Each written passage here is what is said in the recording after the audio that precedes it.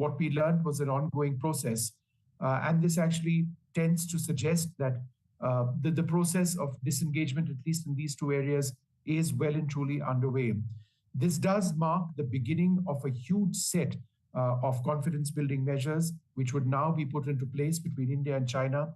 What we saw in 2024 was terrible, absolutely. We saw the loss of so many Indian lives in Galwan, Chinese lives lost as well. Huge differences on the line of control, Indian soldiers being prevented from getting to their patrolling posts.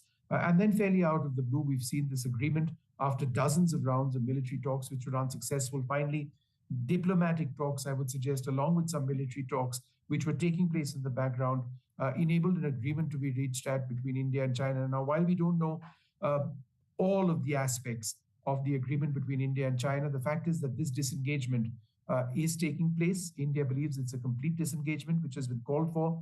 This will enable India to actually patrol in these areas. This isn't to suggest the Chinese soldiers won't patrol in these areas. Again, the exact nature of the agreement, which has been arrived at, has not been disclosed thus far.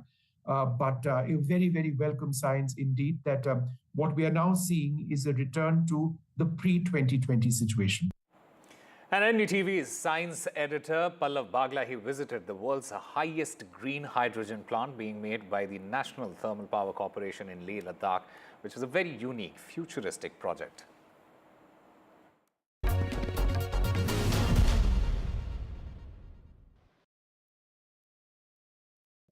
I'm here at the world's highest green hydrogen plant.